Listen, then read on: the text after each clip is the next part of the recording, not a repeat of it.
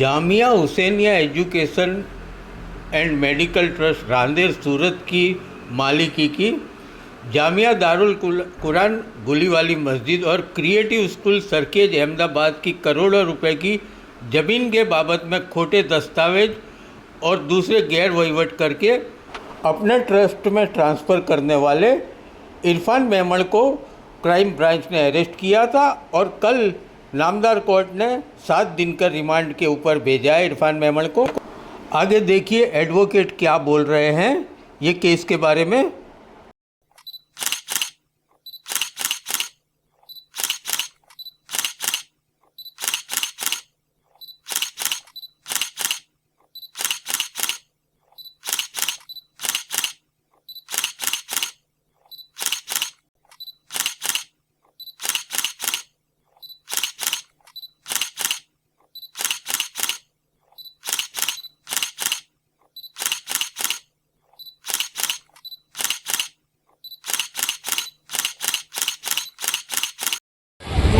Sir સૌ પ્રથમ આપનો પરિચય આપી દેશો સર મારું નામ ફોઝાન સુનિવાલા છે, હું ગુજરાત હાઈકોર્ટમાં પ્રેક્ટિસ કરું છું। સર જે રીતે આજે ટ્રસ્ટના નામે જે બોગસ કૌભાંડ સામે આવ્યું હતું, આરોપીને રજૂ કરવામાં આવ્યા, કેટલા દિવસના રિમાન્ડ, કેવા પ્રકારના મુદ્દા?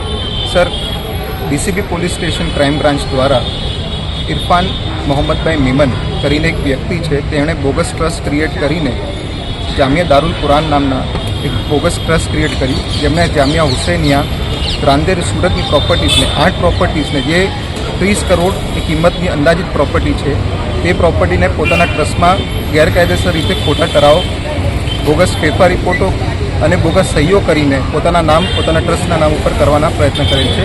તદુપરાંત આ જે મધર ટ્રસ્ટ છે તેના 75 લાખ રૂપિયાની આસપાસની જે માતબર રકમ એ મધર ટ્રસ્ટના સંમતિ વગર પોતાના ટ્રસ્ટમાં ટ્રાન્સફર કરીને પોતે ગેરરીતિઓ આચરેલ છે। એથી ડીસીબી પોલીસ સ્ટેશન દ્વારા તેની અટક કરવામાં આવી। અટક થયા પછી રિમાન્ડ એપ્લિકેશનની હિયરિંગ દરમિયાન નામદાર મેટ્રોપોલિટન મેજિસ્ટ્રેટ દ્વારા તેમને 7 દિવસની રિમાન્ડ મંજૂર કરવામાં આવેલ છે।